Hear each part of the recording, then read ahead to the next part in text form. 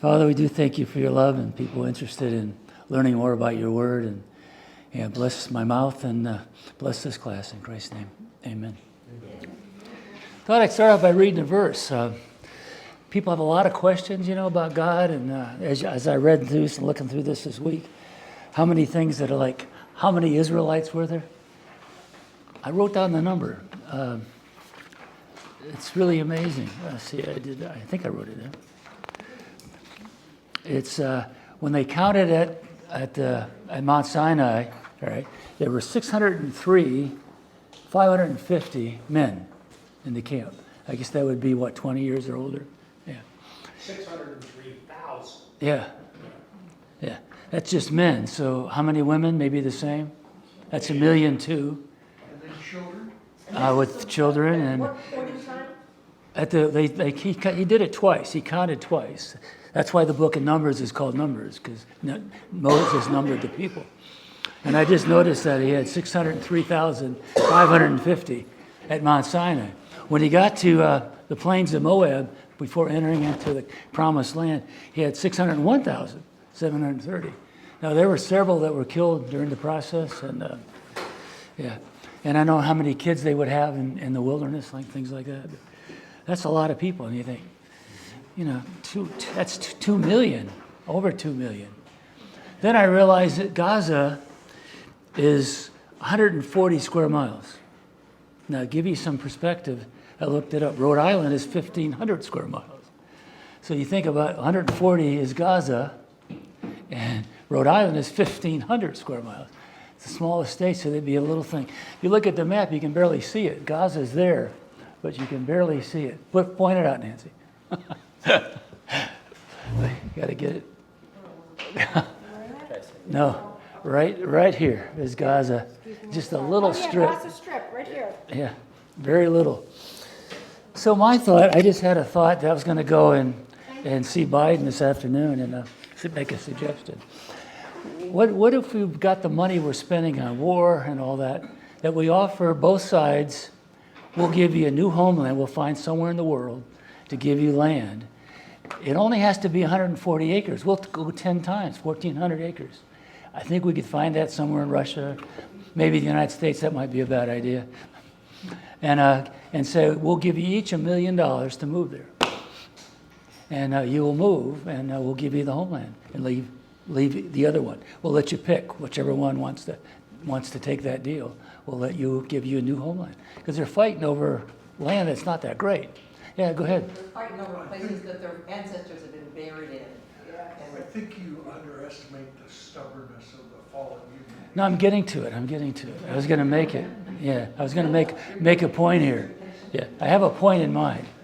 So I'm just setting you up for a point. So, who would turn down a deal? Then I realized what? Who do you think would take the deal? The Palestinians, right? Israel wouldn't take it. Yeah. So whose land is it? The one that would give it up, the one that wouldn't. Now, you may have argued that Palestinians wouldn't give it up either. Yeah, I know. Yeah, but they're a mixed group. They moved around in all those years, those centuries. They moved around different places. Yeah, there are different groups they joined. They came and went. Yeah. So I thought about that the Jews would not give it up at any price. Yeah, at any price. But I think maybe the Palestinians would. Yeah, I have show and tell today. I would just add one further thing to that. Go ahead. Even if the Palestinians in Gaza wanted to accept that deal, the rest of the Muslim world would not allow them to. Yeah, that was because you look here, look at all this. Yeah, they could take this piece here.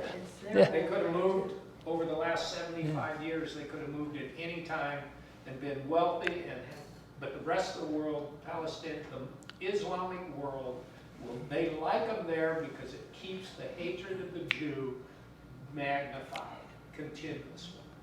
Yeah, well, yeah, that's the further, because they won't take them. Jordan won't take them. Egypt won't take them. Yeah, they don't want the problems. The Gulf nations refuse to take them. Sure. Egypt's refused. Yep. Now, Jordan does have active camps now from the distribution in 48. Jordan still has active Palestinian refugee camps. Okay. Okay, a lot of people don't know that, but they're very active there. But they don't let them out of the camps. Well, I did break the thing. I gave you some things on it, but I got the Ark of the Covenant I brought to class today. I didn't expect it to be so small. Does Indiana Jones know you have that? What? Does Indiana Jones know you have that? Yeah, well, Now we know where it's at. I was going to do that on his 80th birthday. So how could they read the tablets if they're in there? That's pretty small already. Well, they expand when you take them out. So what's in? I gave you some things I want to show you. We're going to talk a little bit about. Then I'll get back to the thing. What's in here? I looked at this when I was in the store and when I was in Israel, and that looks pretty cool. No, I don't need to spend money on that. Then I opened it up, and guess what? It's got it in there? 10 Commandments? Tablets that they got. Do they have the staff? Do they have Pot of manna, School class. pot of manna, and Aaron's rod. Yeah, that's what we did. If I can get it out, it won't come. Watch out, it turns into a snake. Yeah. Budded. Yeah, Aaron's rod just didn't have buds. It had almonds and flowers and all kinds of stuff. That was the way God picked a leader. He had all the tribes bring a rod out, just stripped, dead. And he says the one that blossoms, that'll be the one to do. And Aaron's rod that was chosen as the leader. All right. But I'll pass it around, take a look at it. But that's caused me to buy it when I saw these. Now, see, this is not really true. Does anybody know why this is not the way it was in here?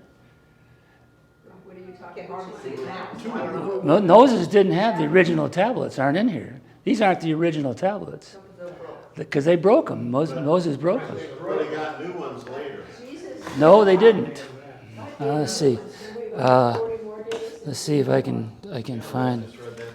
Take a look at. Let me read Exodus 34. Exodus 34, yes. That's when he got the second set. Well, let me show you how he got it there. Exodus 34. If you have a Bible, I'll read it to you. Verses 1 through 10. Exodus 34. Okay, and 27 and 28. Okay. Go back to 10. Then the Lord said, I am making a covenant with you before all your people. I will do wonders never done before in any nation of the world. So again, Israel was special to God. It's hard to deny that. It's all over the scriptures. God, you're the plum of my life. You're all this. Okay. And the people who live among you will see awesome is the work of the Lord. The Lord will do for you. Obey what I command you today. I will drive out. Now look at this is the people that were there before. The Amorites, the Canaanites, the Hittites, the Perizzites, the Hivites, and the Jebusites. So there were a lot of people moving around in that area. Yeah, the tribes, they were nomads, right? Yeah, they moved a lot. So anybody that claimed the land couldn't really do that. Then he says, be careful not to make a treaty with those who live in the land where you are going, or they will be a snare among you. Break down their altars, smash the sacred stones, and cut down the Ashereth.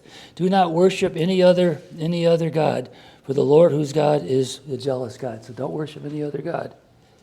Let's see.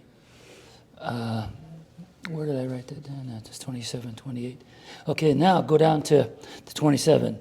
Then the Lord said to Moses, write down these words, for in accordance with the words I have made a covenant with you and with Israel. Moses was there with the Lord 40 days and 40 nights without eating bread or drinking wine.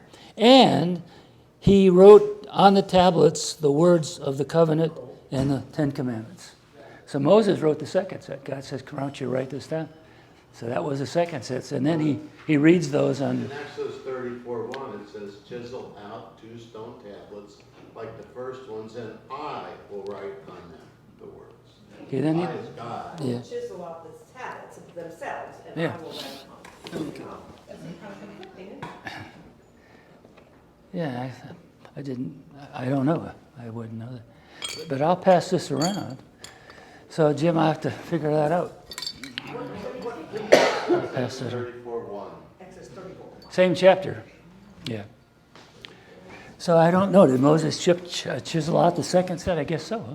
So, and then what happened to that when the Philistines stole the ark? They stole it, okay, and the ark wasn't in the temple; it was gone. And then you said Indiana Jones is still looking for it, right? Yeah. Well, he should know it's in a warehouse in Washington D.C. He should know that. He forgot. He didn't watch the movie. Yeah. So I want to show you this here. This is you got a copy of what's in there, what it was, and Larry can help me with this, all the things that go there. Now I want to show you this. Watch this.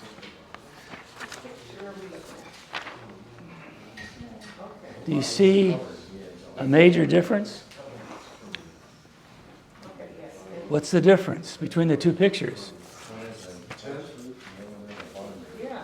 Yeah. So when I was in college, we had a guy come in who was an expert on the tabernacle.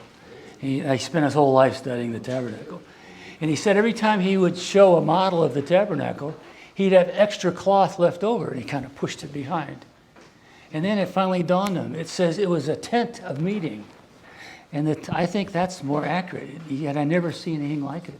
Well, he tried to make it into this tent thing at first. No, this is what people think it is. Oh, okay. And this is what his theory was, that it really looked like this, a tent, which makes a ton of sense. Because there was extra material left over when he measured everything out and built the model ark. Go ahead, you don't have to raise your hand. Just, Doesn't the Bible say that Moses went outside the encampment, set up his tent, and there, during the day was a column of smoke and at night a column of fire, and the Jews could come out and talk with him. yeah, It was his tent originally. I'm not sure about that. There's two tents. Yeah, There's Moses' tent of meeting, then there's the tent God told him to build, and the name became interchangeable over time. Ron, the base of the ark is loose. is it? Yeah, that's all right. It's falling down. But it doesn't come out, it's held in, but. It needs to move a little. Okay, so we'll get to that right today, I think. Now then, this is the temple. This one is the temple then. And it was, it was a little more elaborate than the tabernacle, okay? Okay. Yeah. So, but see, it has a flat roof, so I think maybe a lot of people just assumed there was a, Somebody's mutt has escaped. sorry. Come here, come here. well, maybe he's interested in the class. I know. Gotta sniff everyone's toes. One to learn about Israel. All right, so,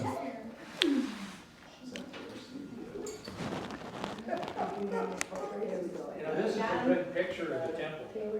Because most of the time when you see the picture, this is the second temple, Herod's temple. You don't normally see the altar of sacrifice, where this picture is excellent. Because it shows the altar, you see the smoke coming up? Yeah. And the ramp coming up? Okay? That's what it would have looked like. It would have had that ramp coming up, the picture of the temple. That's a great picture. I need that. Did So- you get that out of somewhere? Where'd you get that? Google. That's a great picture. Most of them never show that. Yeah, so they don't know. All they have is a verbal description. They don't have pictures of it. So you guys that study this stuff in more depth than I do, because I'm kind of rusty. I used to teach Bible courses, but that was 30 years ago. Now I've been teaching Constitution and history and stuff. But there you can see it was. And in the New Testament it says that Christ is our tabernacle. He dwelt among us. And that's what tabernacle means, to dwell, to live. Okay, so that's where God dwelled, okay, on earth.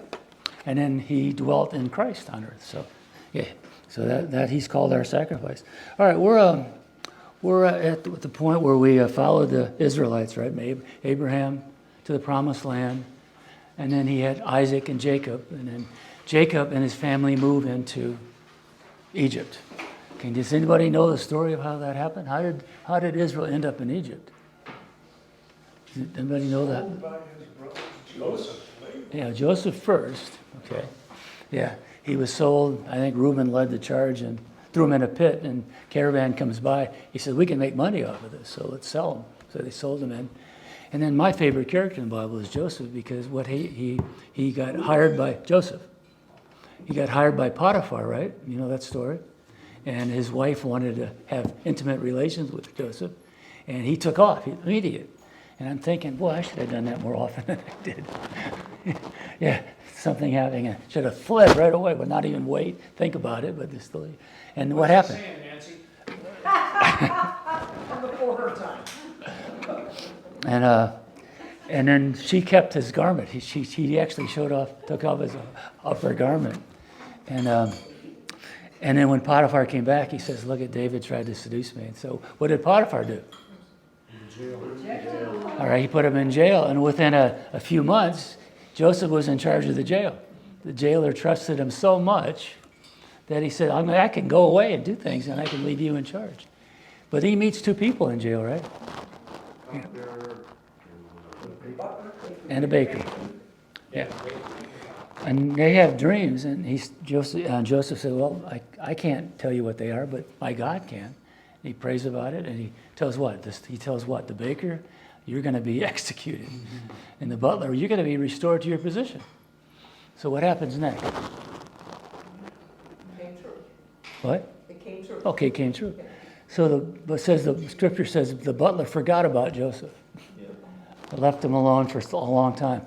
But then the king, the Pharaoh, has a dream, and he has the idea of the dream as what? Of 7 fat cows and then 7 skinny cows. And Joseph goes to God and says, what does that mean? What does that mean? And he says, well, there's going to be 7 really good years and then 7 really bad years. And so Joseph interprets the dream. Now, why did the king believe him, though? That's important. Why did the Pharaoh believe him? Didn't he tell him what the dream was? Yeah, he didn't. He said, I'm not going to tell you what the dream is, because anybody can do that. Yeah. And so he told him the dream, then he interpreted, which gave him the credibility he needed. And so he put Joseph in charge. Joseph moved right up to the top of the list in Egypt. And then he saved him. He saved enough grain during those 7 years that there was plenty left over. But then there's a famine in Israel. Okay. And what does Jacob do? Because of the famine, he says what? Go down to Egypt. Okay, all right. Go down to Egypt and bring us some food back. Well, he gets down there, and Joseph is in charge of all this, so he says he disguises himself so they don't know that's his long-lost brother. It's been years. Yeah. So he's probably changed a little bit. So what does he do then? He says, take some grain and go. But he does a trick on him. What's the trick? He hides things in. He hides a vase in the grain, yeah. All right, and But one of the brothers wasn't with him, too. Benjamin. Yeah. He was the youngest, yeah. The one Joseph wanted to see. Yeah. Right, the one that he wanted to see. Well, both of them are from Rachel. Yeah, the last 2 were Rachel, the first 6 were Leah, then Bildad and Zophar. But it was the second time they went back and Benjamin was there, that the money was hidden in Benjamin's bag. Okay. And So they all came back because they didn't take it, they didn't think they were gonna take it. Says, well, I'll just keep the one who stole from me. And the brothers would not let Benjamin stay behind. They learned their lesson, haven't they? okay, so what happened? They settled in Egypt. When they got back, word came to Jacob, took his sons and their wives and the children and moved into the land of Goshen, which was the nicest part of Egypt. Ron, you've heard of Ray Vanderlaan, right? I don't think He so. does an excellent, Ray Vanderlaan's a teacher of scriptures, and he does tours of Israel and Egypt.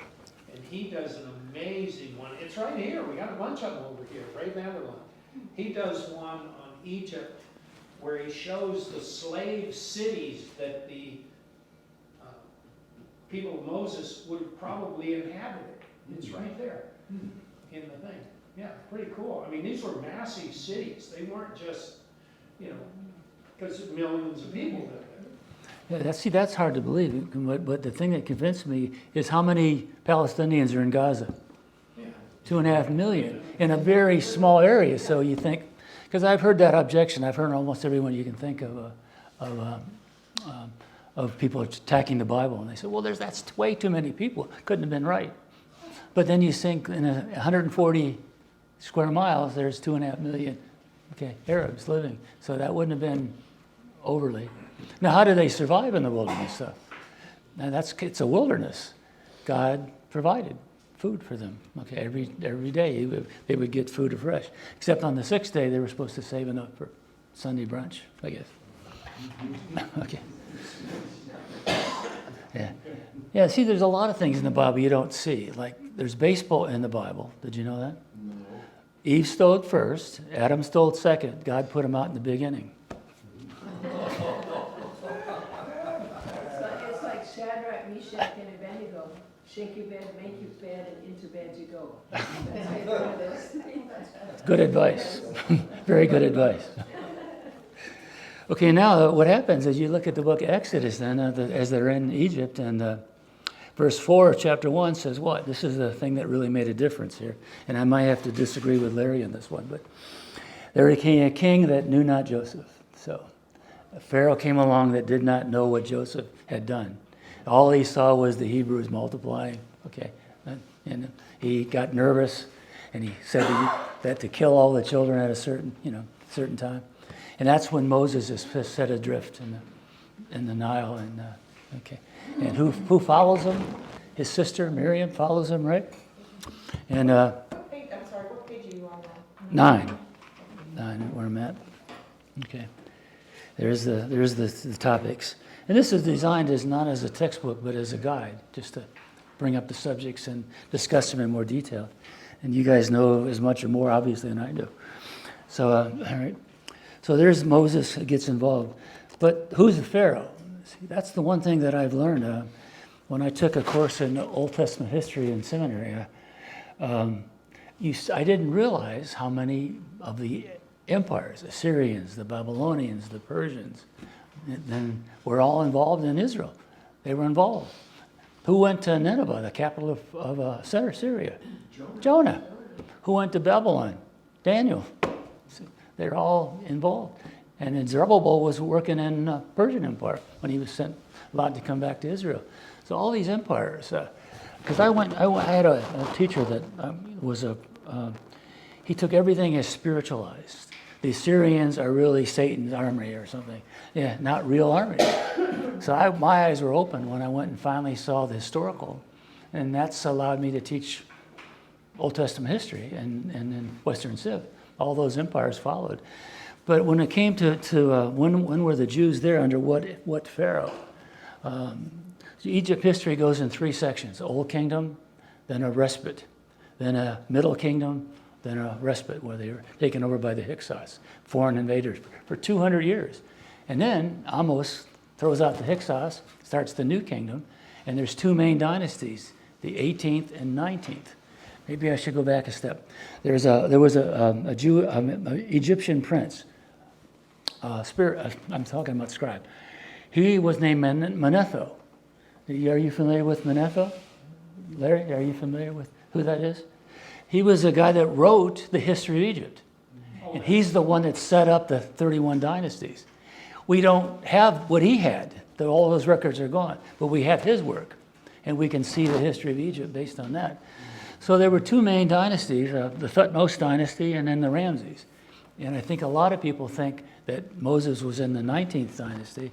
I think he was in the 18th dynasty because of the chronologies I've looked at. But you can see the pharaohs. And in both cases, there's a pharaoh that was like Pharaoh for 40 years. Because Moses left under one pharaoh and came back under the same pharaoh. So he had to have a period of 40 years reigning in order for that to fit the scriptures. But just amazing how many times the Bible makes reference to a historical event, and it's in the historical records, the Assyrian Chronicles and all that. Yeah, the last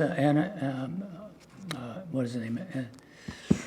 The last king of Assyria was Amenhotep. Not Amenhotep. That's Egypt. The last one, not Sennacherib.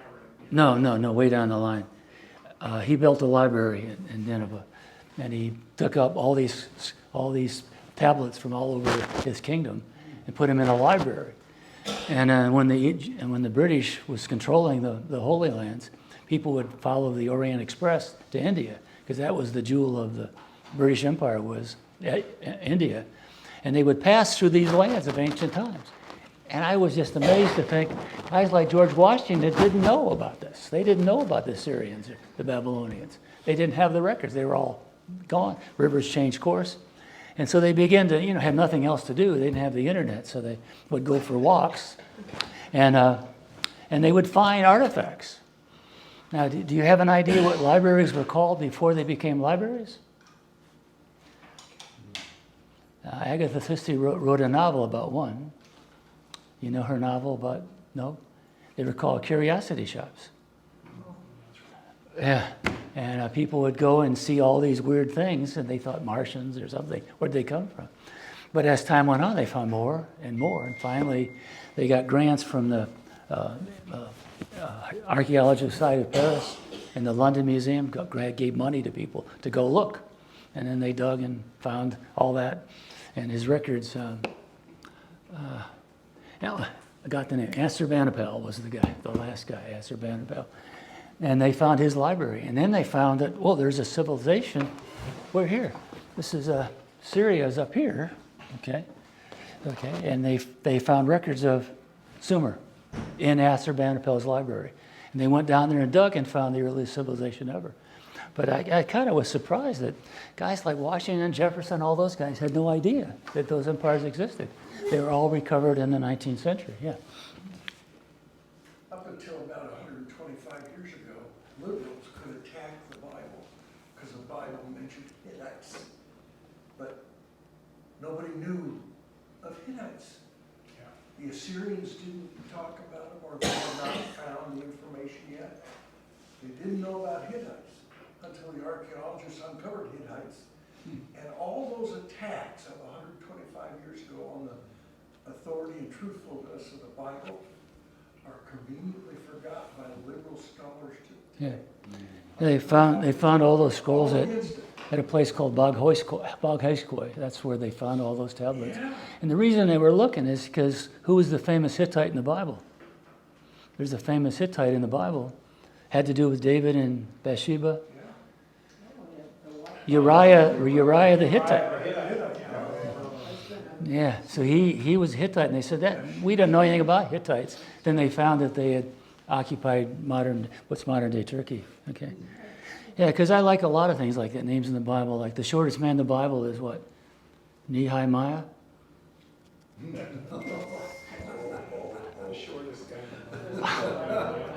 No, then I found there's another guy in Heaven Devotions.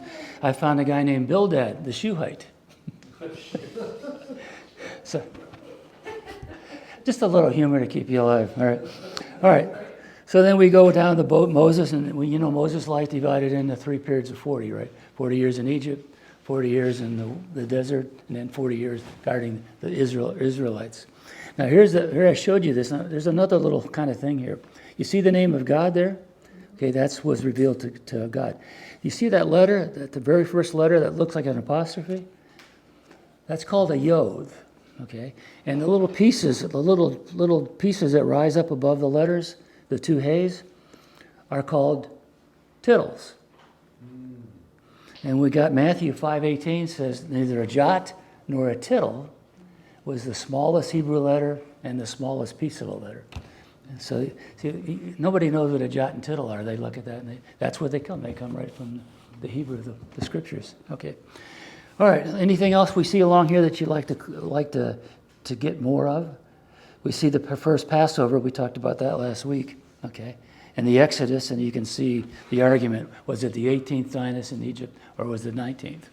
But we know a lot about Jesus, about Egypt from the scriptures. Okay. All right, go over to the wilderness. They leave Egypt, and I told you the count, right? And they cross the Red Sea. And 10. The next page. Yeah. We go consecutively here. We move in that direction anyhow. Okay. And we get the Ten Commandments, all right, and you kind of get confused with the Ten Commandment movie. Cecil B. DeMille that made that movie, and he fudged. One of the interesting things in that movie, talking about the Egyptian period, that I watched the movie enough times that if you notice, they're leaving, run glory. They got a lot of gold. People wonder where they get all that gold and silver. They took it from the Egyptians. They gave it to them, all the gold and silver when they left. And you see a couple Israelites carrying a mummy, wrapped all in cloth. I seen it in the movie. They're leaving, and all of a sudden you see this dead body going along. Do you know who that was? No, not quite. It was Jacob. Yeah, Jacob. Yeah, Jacob died in Egypt, and they mummified him and says, I want you to take me when you leave. Because God had promised you're going to leave, and God's going to take you to his land. And he had that faith. You wrap me up, I'm dead. Take me and bury me in Israel and not in Egypt. But so he was there for a long time as a mummy and then was taken with him. So I thought that was clever that a guy like Cecil B. DeMille would put that in the movie. You said during Exodus that they took Abraham. What? During which period of time you say they took Jacob? I'm not understanding. What? During which period of time you say they took Jacob's body? Well, who did? When they left Egypt, what period And of then time? Yeah, that was about 1400 BC. That's when they left Egypt. Yeah. I'm a little confused because I read in the Bible that say when Jacob died, they take him and they go with all those, after they involve him, modify him, I thought they took him immediately. They did when they left. Yeah. He- Not when they left, no, when Jacob died, before Exodus. Well, he didn't want to be buried in Egypt, so he asked them that to take them to the promised land. But they did that at the Exodus. Jacob is about maybe 1800 BC when they went into Egypt. They were there 400 years, came out about 1400. So that's how the dates work. Yeah, because there is something in the Bible that says when he died, they take his body, and they have all this waiting, the way that the Egyptians used to do it, and someone was asking what happened, and I thought that was that they were taking the body back, but they wanted to be buried. That didn't happen later, it's at the moment that he died. I might be confused. No, That's what I thought. Genesis 50, Jacob died, and then Joseph asked permission to take him, to bury him in the promised land. So it's Joseph's body they take out on the Exodus. Okay. Jacob is Maybe. buried ahead. Okay. Jacob My mistake. Okay. All right. Number page 10. I guess we're Read that again? In Genesis 50, let me see. Jacob dies. Verse 4, when the days of mourning had passed, Joseph said to Pharaoh's court, if I have found favor in your eyes, speak to Pharaoh for me. Tell him my father made me swear an oath and said I am about to die. Bury me in the tomb I dug for myself in the land of Canaan. Now let me go and bury my father, then I will return. Pharaoh said, go and bury your father, as he made you swear to do. So Joseph went to bury his father. All Pharaoh's officials accompanied him, the dignitaries of his court and all the dignitaries of Egypt, blah, blah, blah, blah, blah. They reached the threshing floor of Atad near Jordan, lamented loudly. So Jacob was buried while Joseph was still alive. Right. And then Joseph. In the promised land, so it's Joseph's body that was They involved. bring in Joseph's taking- body back. Okay. My error. Yeah. There's a good question too. Well, that's funny, because that's what I thought too. Oh, So well, I'm I'm correct. sorry. That's Yeah. interesting. Yeah. Okay. Well, good. That's why we have such a. Jacob's body they brought back, not Joseph's. When you go down to verse 24, Joseph said to his brothers, I'm about to die, but God will surely come to your aid and take you up out of this land to the land he promised on oath to Abraham, Isaac, and Jacob. Joseph made the Israelites swear an oath and said, God will surely come to your aid, carry my bones up from this place. Yeah, that's right. Yeah. Good correction. Yeah, good catch. Get one at a girl. Well, listen to this. It says, God will surely come to your aid, and then you must carry my bones up from this place, Egypt. So Joseph died, and there it is, at the age of 110. And after that, they embalmed him and placed him in a coffin in Egypt. That's Joseph, yeah. Okay. Okay, now, here's a question for you. How come there's no tribe of Joseph? He gets 2 tribes. Because Jacob accepted Ephraim and Manasseh as sons. Yeah, so Jacob gave Joseph two portions. And so they're his grandsons, Ephraim and Manasseh are his grandsons. Okay, let's keep moving. We'll never get through this, but it's good. I'm learning as I go along. All right, God chooses Joshua then, okay, as the leader, okay, of the people. Moses didn't go.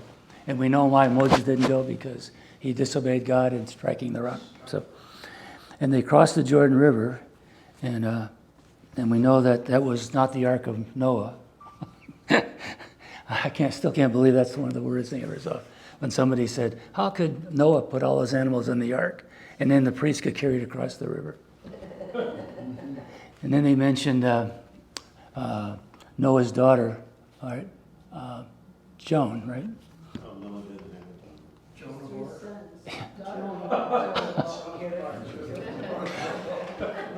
Then who was Joan of Arc? I thought that was Joan of Arc. I have my history all screwed up. Okay.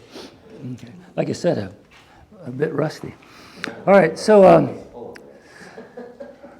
this is the problem. Then when they first came to Kadesh Barnea, and they sent the scouts out, right? They sent out one from each tribe, and then Joseph and Caleb were the ones that came back and had a good report. What did I say? What did I just say? Did I again? Getting my J's mixed up. Joseph was still wrapped up. Yeah, he was still. He was busy. He was, yeah. He wasn't Lazarus. He was tied up for a period of time, yeah. Okay, thank you. Yeah, I know, this is good. Well, I've never... She's taking notes, I hate that.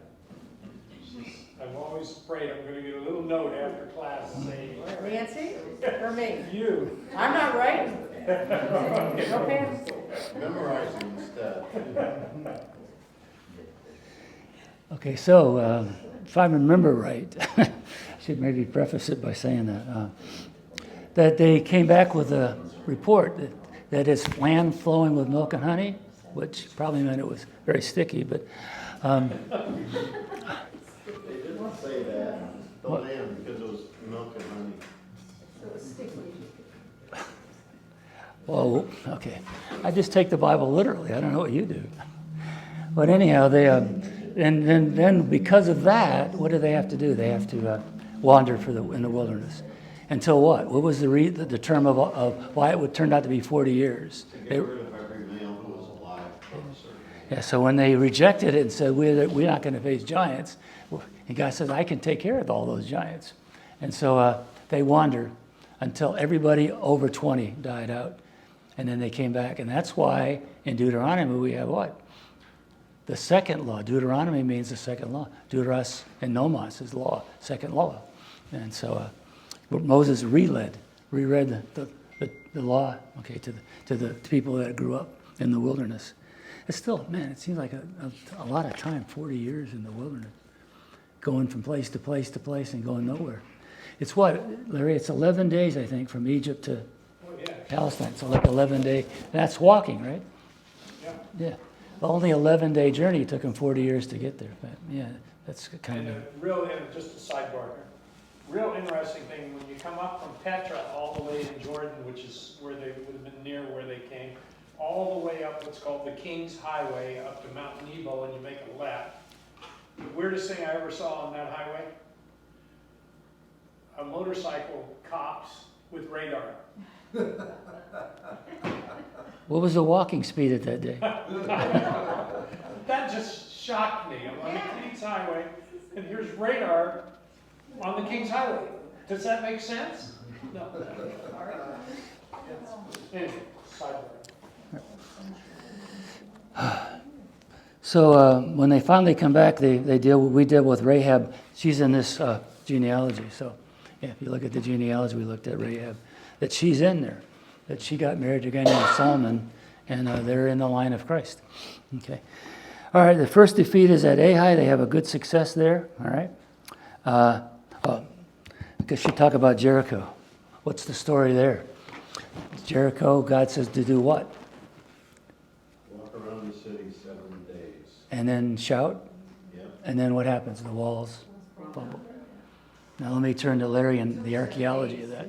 Don't we have some archaeology? When I visited Jericho with the archaeologists, which were all Jewish archaeologists, it was very dangerous for us to be there, but we went with armed guards. And it was very fascinating because the one, Abner Gorham, the lead archaeologist for the state of Israel, pointed out that there is nowhere that we find from that particular time period a wall in Jericho. From that time period. Now, if we're talking 1400 to 1450 BC, you would think that there would be rubble, there would be something. But what his inference was, now he's Jewish, that's a Jewish perspective. His perspective was that the walls were so disintegrated that there's no archaeological evidence of them. And Abner Gorham spent 15 years of his life hunting for the trail of Moses and never found it. Okay? He lived with the Bedouin in Egypt and in the Sinai, and he never, when Israel turned over all their artifacts, he was the archaeologist that had found most of those artifacts in the desert, and he had to turn them over. But we have no concrete evidence that Moses existed in the desert. Isn't that interesting? In Israel, In Israel, yeah. but he didn't go to Israel, so. But the Sinai, no, in the Sinai. Oh. I'm sorry, I mean the Sinai desert, where Moses would have spent 40 years. But remember, this was pre-Iron Age. This is here, right? The Sinai. Yeah, it was pre-Iron Age, so Moses and the boys didn't really leave anything behind them that, you know. They were tents and they were traveling. Yeah, but he spent 15 years of his life. He raised his children with him in Bedouin tents as he searched the Sinai for signs of Moses. Did they look for the Red Sea, find some soldiers and chariots? I've read stories like that. He didn't have anything to do with that, but that's interesting. You can Google Abner Gorham. He's a fascinating individual. A little tiny guy, the meekest. You know, if I had found anything like this man had found, I wouldn't be able to get my head in this room. You know? But this guy was just so meek and mild, and he's a scholar, and just fabulous archaeologist. So. And he's the first to admit we never found, and trust me, he looked. Looked his whole life. But he never just checked out the Red Sea? He dug at the original dig at Masada when he was a young man. He's my age, and he dug at Masada when they first began the archaeological digs at Masada. Maybe God wanted it hidden or something. Yeah, well, it's like Moses. Where was Moses born? Buried. We don't know. God buried him. Yeah. That's right. So would they have had pottery that would have broken on the trip to, would people think, or not? But 1,400 years, the pottery's, you know, my cup is 2,200 years old. If you don't know, I dug a cup. Oh, should I brag? Oh, no. We don't know. I dug a cup out from the Maccabean revolt, okay, in around 160 BC. So you add another 1,000 years to that. Pottery even becomes, and they had pottery way back then. We have Egyptian pottery way back there. It's a mystery. We know this. We know that the Israelites, somewhere around 1200 to 1250, began the conquest of Canaan. Okay? We also know that the Philistines came in somewhere 11 to 1150 BC, and these two cultures clashed. Okay? Israel was not a group of a strong, united front against the Philistines. Okay? The Philistines, or the sea peoples, came in, and hence we get the battle between David and Goliath. I teach a class on David versus Goliath and the Valley of Elah. But that whole region, there are scholars that don't believe that Israel came across the river as a united mass. Okay, that's how we picture it. Joshua and all 12 tribes crossing at the exact same And all time. the stories of the Bible, though, declare. Well, yeah, I'm just saying scholars, there are some scholars that believe they crossed independently and they spread out for the conquest of the Holy Land. So I believe the Bible, I mean. Well, a couple of tribes stayed on the other side of Jordan. Yeah, two of them stayed on the other side. Yeah, so they wouldn't Protect cross. their flank. And that's Gaza. The Philistine territory was Gaza. They sent their fighting men across. That's right, yeah. But Jericho is brutal because if you've been, Ron's been there, you guys have been there too, right? Well, you didn't go into We Jericho. just drove past it. Yeah, people don't go into Jericho anymore. It's just not safe in there. It's too Palestinian.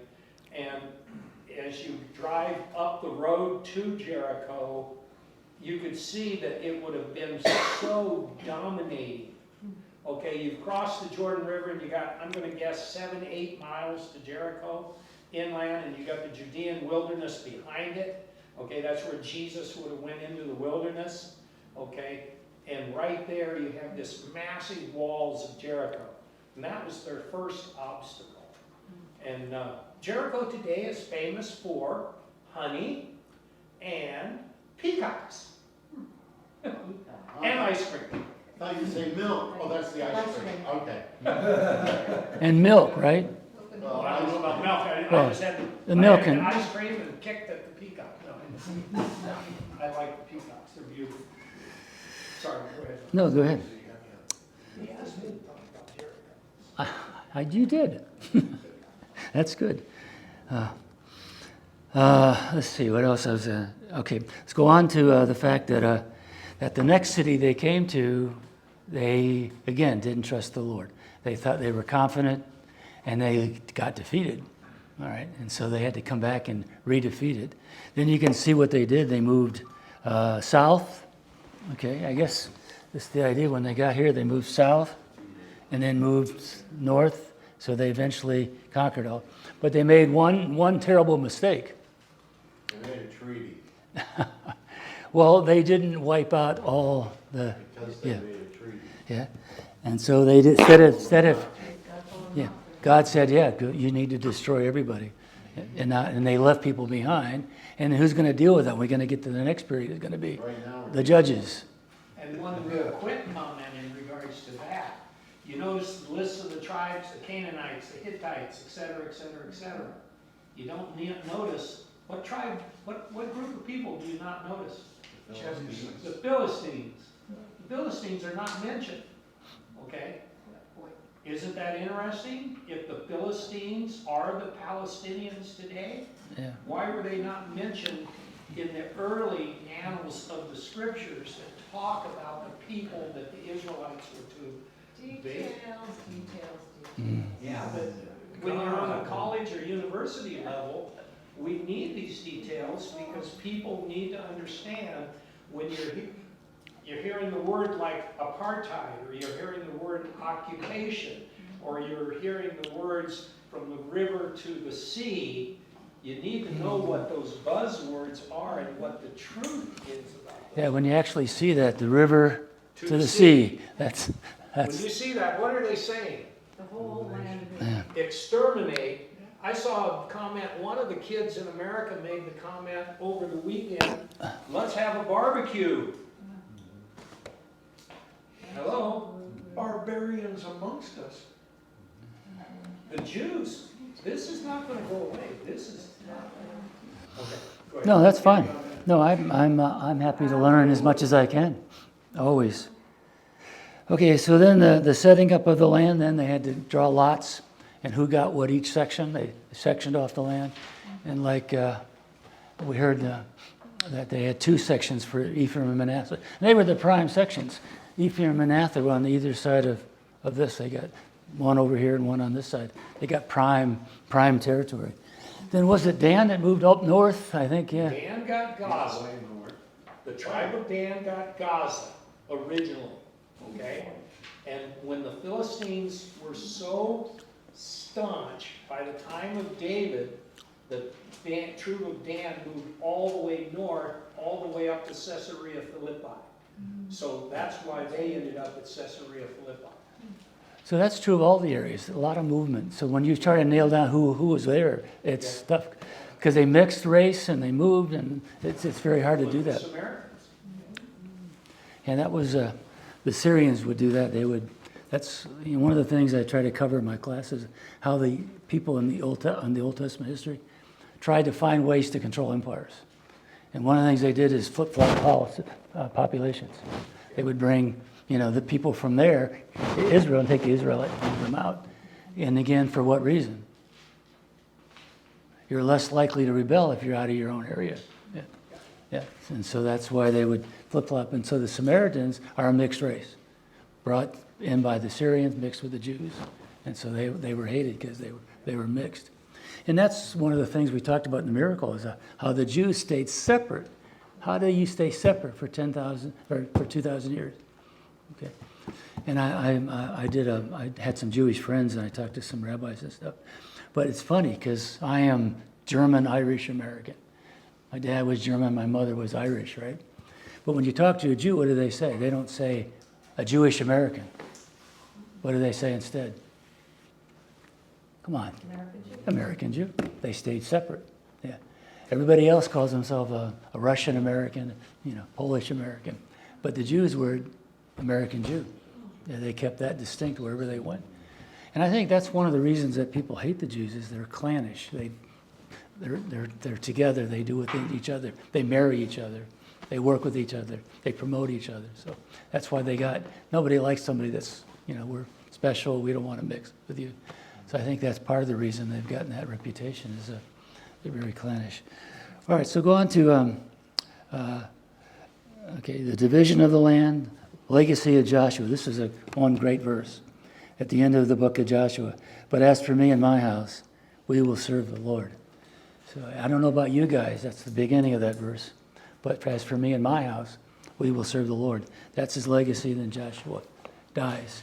And now you've got what situation do we have now? In Israel, we have all these sections. All the tribes have their own territories. And they spend 215 years, I think I figured one time, through all the judges, a couple hundred years involved. You can see on page 11, you can see the cycle all through the 7 times. They sinned, went into bondage, prayed to God for deliverance, and then got blessed. They did it 7 times. And the leaders were judges. Okay, that's what they were called. They were kind of the leaders of each section. And so, and some of them were going on at the same time in different parts of Israel. Okay, and some of the names. Gideon, what's the story of Gideon that he conquered? Was it the Philistines, right? What? Gideon and the Philistines, right? Yeah. Yeah, that he attacked them, and he was way outnumbered. Remember, he willowed out the men. Yeah. What? Gideon was hiding from them. To thresh his grain. Yeah. So that they It seemed like he was sort of a coward, he didn't want to. But how did he pick the people to defeat the Philistines? That's a great story. He said, go down and get some water, and those that dive into the water and drink it, leave those behind. The ones that cup the water like this, those are the ones you want. That's how God chose a small group. Ended up at 300. Yeah, I think. Drank. And then what happened? And the Gideon, what did the Gideon have in the Gideon Bible? What's there? A pot. And what was under the pot? Torch, yes. And so all at one cry, they broke the torches and held up the flame, and the Philistines ran. They thought they were recovered. What? They killed each other Why would they do that? because they were afraid and confused by Yeah, God. yeah. And okay. Yes, go ahead. Tactically speaking, throughout all of human history, surprise has been the deadliest weapon. Every time you have surprise, the other side dies. They leave a lot of bodies on the ground. So ever since the beginning, surprise has been the deadliest weapon. By the way, guys, this is David and Valerie, and they're new to the church. Yeah. Hi, David, Leo. Well, you know, what I've seen in history is when it comes to, I kind of move this, I guess. It'll fall if I don't do this. I got it.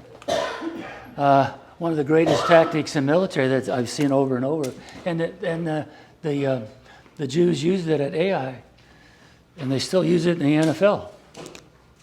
So you've got a line of troops like this, right?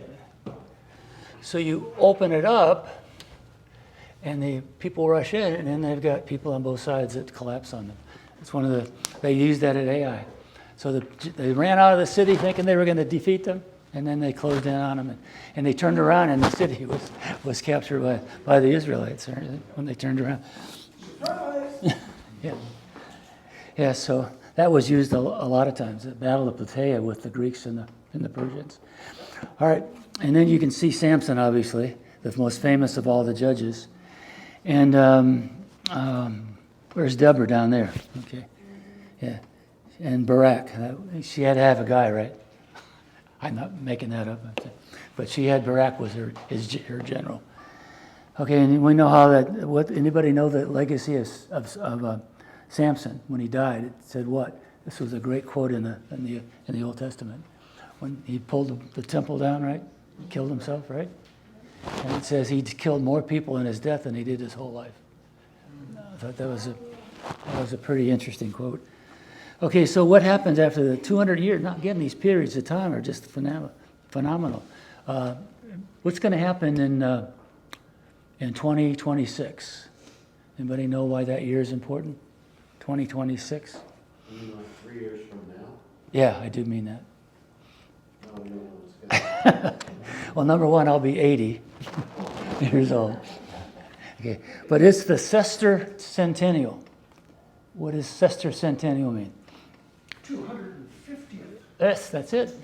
Okay, sesquicentennial. And none of the politicians, in my opinion, every single one is a failure, is starting to plan the celebration of the 250th anniversary of signing the Declaration. All politicians are failures. I would be glad to discuss your favorite politicians. Another time. Unless you're Andrew Jackson or something, All right? right, we've got to vote on whether they're going to get to come back. Yeah. I think Valerie's welcome back. Come now, I'll pop up with something. So it's time to quit, but let's leave it at that. Is they had 200 years living in tribes, but then they got antsy as enemies came up. We need what?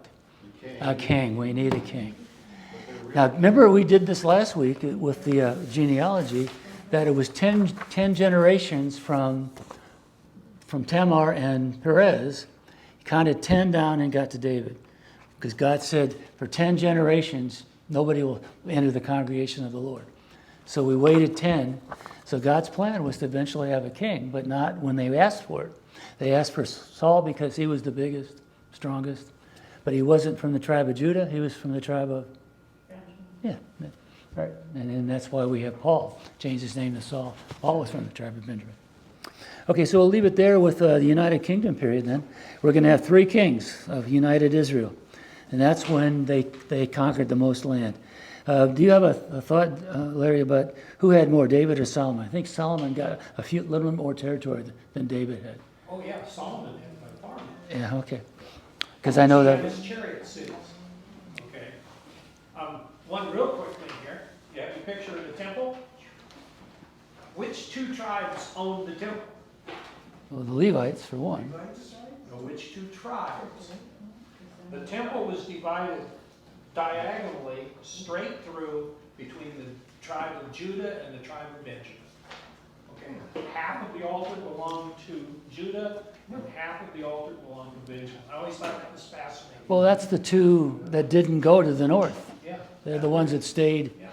in the south. But they built that temple, and Mount Moriah is right there, which the temple sits on top of Mount Moriah. No, where in relationship is Mount Zion then? Okay, Mount Zion, if you picture, here's the Temple Mount, okay? And the Mount of Olives is here. Mount Zion is here. It's in the section, if you're sitting up in Old Jerusalem on the walls by the Chapel Gate, it's right there. It's, So we'll get into, we have time, we'll get into Zionism. That's going to be part of this. Probably end about that when the Zionism started in the late 1890s. All right, you got lots to play with. I've always realized I kill all kinds of trees. I make more copies than all the professors at Valencia combined.